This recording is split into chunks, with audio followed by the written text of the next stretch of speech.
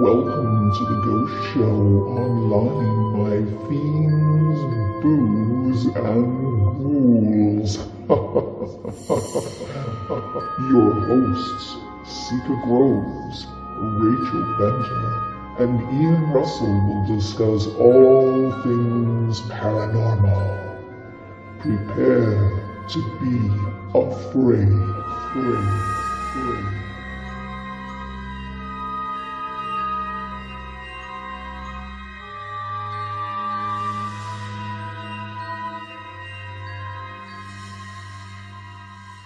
So today we're talking about, Ian, it was your topic, so what's today? The supernatural and aspects such as that of Tutankhamun.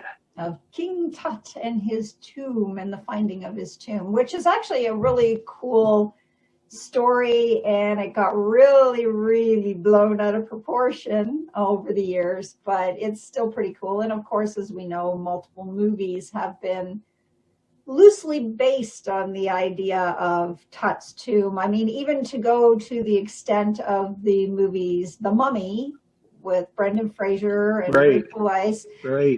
Those films were, I mean, they were fun. I enjoyed watching them. Only the first two. After that, not so much. Let's get into that. But then, yeah, I mean, all of that whole aspect of finding a cursed tomb, right? It's sort of based on the idea of Tut's tomb and what supposedly happened. So we're going to talk about that because that's fun.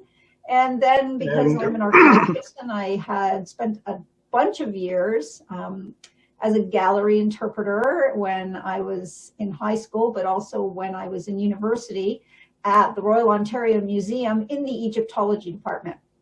So I have quite an extensive background on mummies and Victoria, and oh, there you go. It's right down your alley.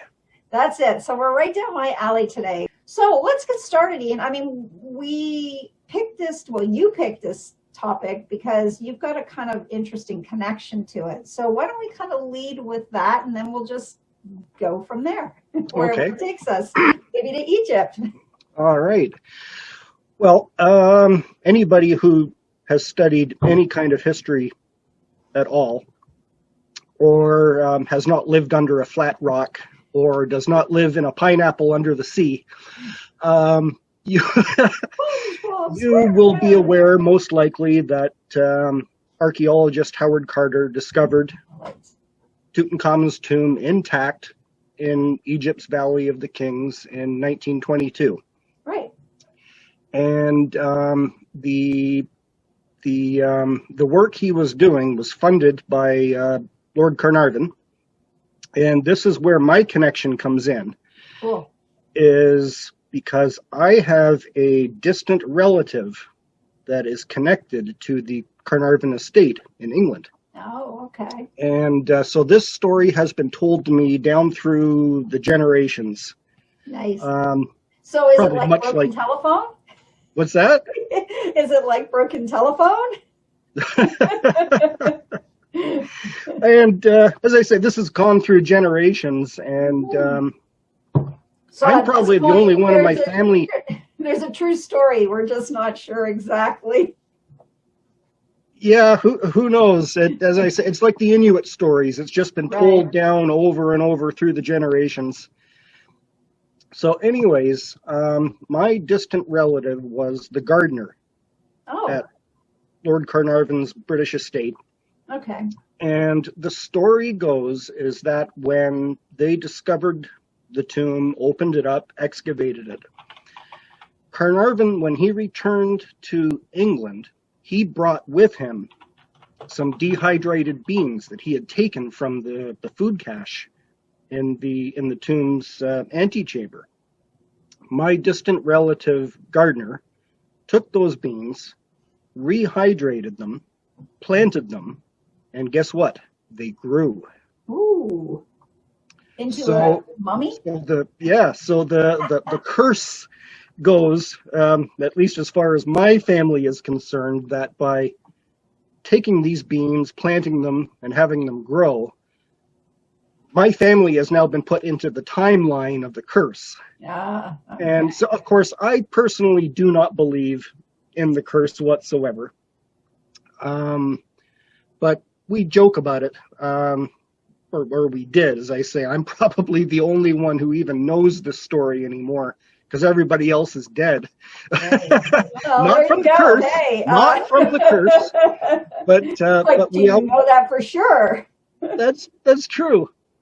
But we always joked that anytime anything bad happened within the family, is that it was the curse at work. So that is my little family connection to the. Nice. And we should point out, because I think everybody knows, I shouldn't say everybody, but okay, if you didn't live under a flat rock or a rock of any sort, that Carnarvon was the owner of a very well-known estate. Most people will recognize it as the main home on Downton Abbey, Highclere, because Highclere Castle was indeed Lord Carnarvon's estate. So for anybody out there who's seen Downton Abbey but once, you've definitely seen the castle / manor house, whatever you want to call it. Great big, fancy, quite elaborate home. So clearly he had a couple of dollars there. Yeah, he did all right.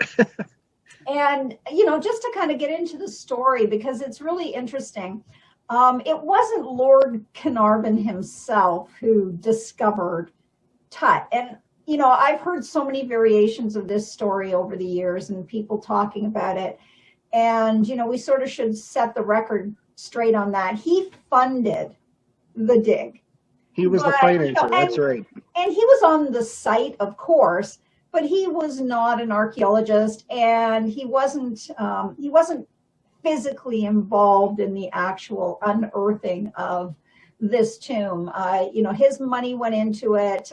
His daughter did do a little bit of work there, I understand, on the site, but it was really Howard Carter who was sort of the key component to this, because without Carter having accidentally discovered this shaft, we wouldn't even have, I shouldn't say we wouldn't, somebody may have found Tut over the next 100 years, but we wouldn't really, be telling this story today, right? It would be a very different story.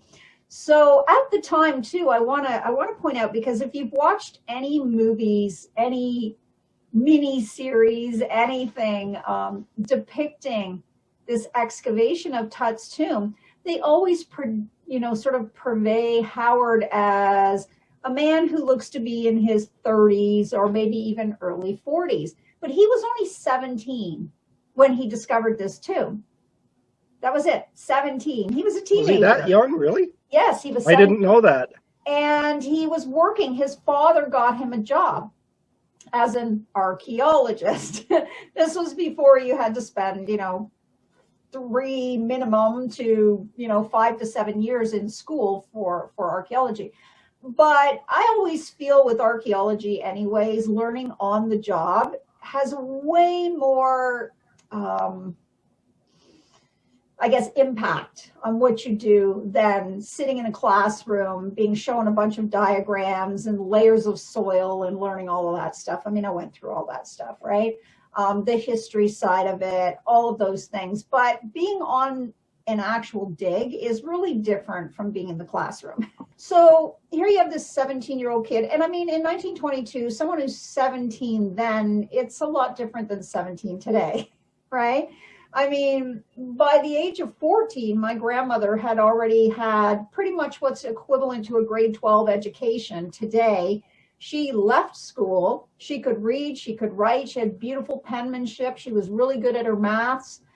And I don't even think kids today learn on the same level. So, Carter being exposed to a good education growing up, and by the age of 17 is likely more in tune with kids who have graduated college today Right? So, and the maturity level was much different then too. I mean, at 17, many people were already, they'd either been in the First World War or they as soldiers. They may even have been officers or they've gone on. So much different than today. So we're looking at this. So 17 then is probably more equivalent to 27 today. But they worked on the site for 10 years. So that would have made him 27 years old when they had finished excavating Tut's tomb. So, it's interesting that they always portray him as this older person on TV. And I don't know why. Is it because they don't think anybody's going to buy a 17-year-old doing this? But this is the case. So that's one of the interesting aspects that gets overlooked all the time, was his age. Some of the other things too were the techniques and the knowledge. It's still really new in 1922. I mean, the word archaeology doesn't even come into our vernacular until that time. Before that, anybody who was doing that type of excavation or work, they were known as antiquarians. They were not called archaeologists. So kind of a cool, cool thing to know that through history, things have changed. But Carter found this site, and as we know, it sort of snowballs from there. Right, so they discovered this site. Now, your family member, were they on the dig, or did they work for Carnarvon? No, he just worked. He was Carnarvon's gardener. Okay. Yeah. So did they? Was it at the time that this was going on, or? Yeah, once they had dug all the rubble out of the stairway and got into the tomb, Okay. and there was the famous line, can you see anything? Yes, Mm-hmm. Wonderful things. Right. They got in, they saw the treasures, and it was when Carnarvon returned to England after the tomb had been opened, Mm-hmm. that he had these beams with him that he had taken. Right. And and here's the funny thing. I mean, many years later, we sort of know that, I mean, there's been movies, like I said, movies about this. There's all kinds of, sort of the curse of the mummy, the victims of the mummy, all of these things. I mean, it's really more made for movies, and anybody that understands, Egypt and burials and tombs, the curses that were supposedly on the tomb, of course, they weren't really curses. I mean, they weren't curses to condemn anybody. It was more to keep, I mean, there's an idea that you didn't want people to break into a tomb, right? You wanted to keep that tomb. So there was, those types of things, kind of beware, sort of things. I think how it sort of propelled itself forward was, of course, we have to remember that even in 1922, being of Caucasian persuasion in Egypt, there was so much tomb raiding and tomb robbing going on that they weren't really welcoming people, like, outsiders coming in to do this. And so often workers themselves would say these things to scare people that were on the job, right? Because the majority of workers working on these tombs were people of Egyptian extraction. So they were speaking Arabic, they were speaking. So, I mean, you might have had one in your entire group of, non-Egyptian people that understood the language or even spoke the language. And so I think that some of this kind of gets lost in translation, but I also think they used it to their own benefit as well, right? To sort of put that fear in place because they didn't want tombs to be robbed. And even the museum at the time in Cairo was, getting in on this, right? Like they didn't want people removing artifacts. Over the Victorian era, especially, I mean, Napoleon showed up in Egypt and shot the face off of the Sphinx, essentially his soldiers, destroying this incredible piece of art that had been there for, several centuries, actually probably at that point, thousands of years. And yet, we've got Napoleon's soldiers in the matter of, a week using it as target practice and completely disfiguring it. So we have all of this sort of outside people not really respecting any of this, right? So they are literally grave robbing themselves. They're going in there, they're looking for treasures. Those treasures are being bought by museums around the world. They're filling their pockets with money. And, again, we're desecrating tombs, right? So we have to kind of look at it in terms of, how would we feel if some people from, Egypt came here and started digging up our cemeteries and removing our loved ones and, whatever might happen to have gone into the casket with them. Look at what I've got, diamond engagement rings and all of these things, right? A couple of silicone boobs, whatever, but it's the same thing, but people don't look at it like that. Like, for some reason, they think that going to other countries and excavating and going in and removing artifacts and doing all this is okay because it's done in the name of history and science. And as an archaeologist, I'm more of a conservationist now and a researcher than I am wanting to remove items from sites. I don't think we need to do that anymore. It depends on what's there. If we just find a hoard or a cache of jewelry like the Saxon hoard, okay, there is no burial attached to that, and we're not digging up any bodies. So sure, Roman coins that are found in the ground, bags of coins, things like that. But if we're getting into digging up actual bodies and, burial sites and that, we have to look at it in the context of how upset people would get if that was reversed. So I could imagine the screaming and all the other things that would go on. So this was happening then too. This was not, this dig in particular was at a time where there wasn't a great relationship with the UK and Egypt or outside people in general after the First World War. And so you were there on expressed agreement with the Egyptian government and that to do and undertake these digs. So there was a lot of restrictions even in place then. But let's kind of look at some of the, sort of things that go along with the curse, right? Because, there's been sort of a number of different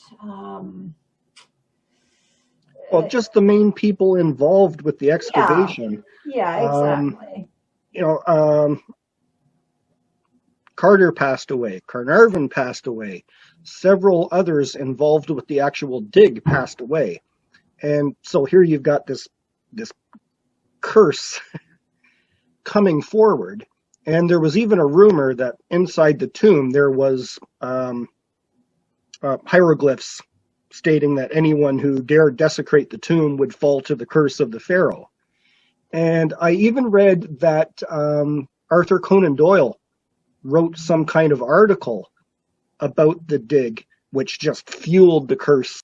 But, so let's look at, the curse itself, the curse of the pharaoh, known as King Tut's curse, or, ever since the tomb was discovered. So, they sort of say, well, yes, there was these hieroglyphs stating that, there was a curse on the tomb, except it really wasn't. It was a prayer, and it wasn't a cursed tomb. But like I said, for people who don't read hieroglyphs, if you've got workers telling you, oh my God, this is this. Exactly. Of course you're gonna believe it. That prayer, those prayers have been deciphered many times over the years by various, degrees of people who have knowledge of hieroglyphs. And even our understanding of hieroglyphs and the reading of them and the understanding of them now is much more than it was even when I went to university in the 1990s. It's excelled quite a bit in terms of understanding what the symbols mean. And, you know, it's not like an alphabet. It's not like us going A, B, C, D. That's not how it works. You know, you can assign a letter or a sound phonetically to the glyph itself, but it's more of a phonetic than it is an alphabet. And, you know, it's sort of the same thing with the runes, the Viking runes. People think it's an alphabet, and it's a sound, it's a phonetic. It's not really an alphabet.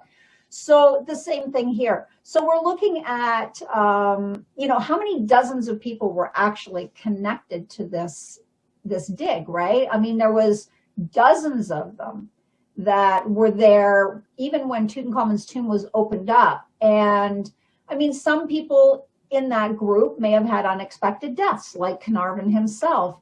But at the same time, there's a lot of them who went on to, you know, live a long time after the fact. So the sort of average age of people living after the fact, if you want to sort of do the math and, you know, you do your addition and then you divide it by the number and ratio and all that, you're going to get about 23 to 25 years that people continue to live. Mm-hmm. So, you know, the curse really was just something that was put out there, I think, and again, grew legs of its own and off it ran.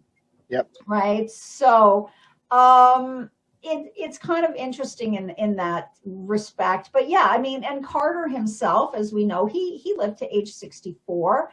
And then one of Carter's teams, who was security, was a sergeant, and he actually was on that site for 7 years, round the clock. Can you imagine, wow, like living there for 7 years in the desert, round the clock? So he didn't leave. He probably had a day or two off here and there and might have went into Cairo, but for the most part, he was there.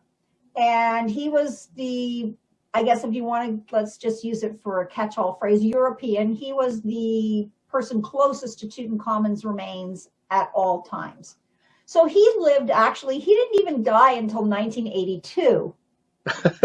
So he was an old man at that point, right? And the average age of people dying who were on that site is about 73 to 75 years old. So, and, you know, really Carnarvon's death was accidental.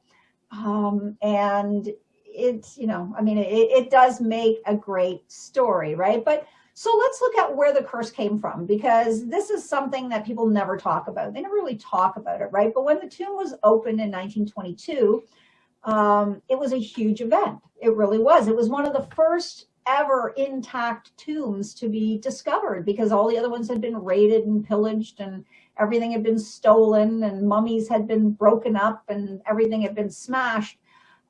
So they kind of had to really go out of their way to secure this site, right? Because right, of course it got into the newspapers and then it went around the world. Oh, virtually, yeah. You know? I mean, fast in those times for us, you know, now it would be, oh, look what I found, type it on the social media, and an hour later it's everywhere. I mean, in those days, it probably took the better part of a month to, you know, go across the globe, but it did.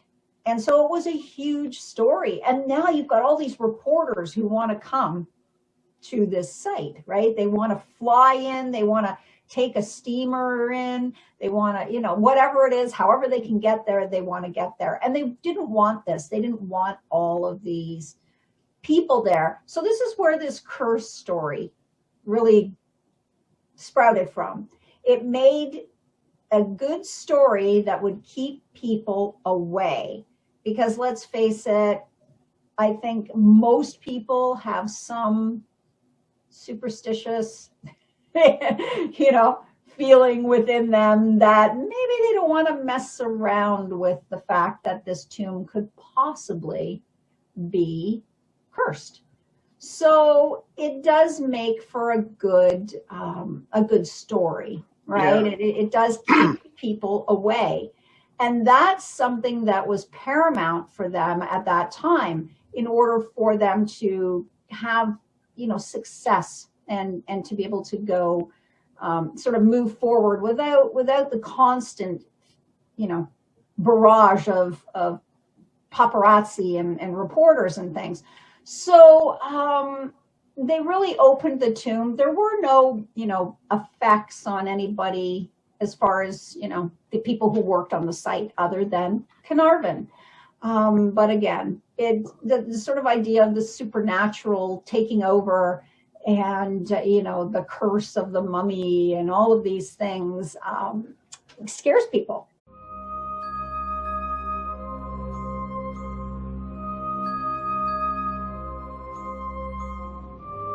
Thank you for watching The Ghost Show Online. Join your hosts again next week as they discuss more tales of the supernatural, the paranormal, and all things spectacular. See you soon.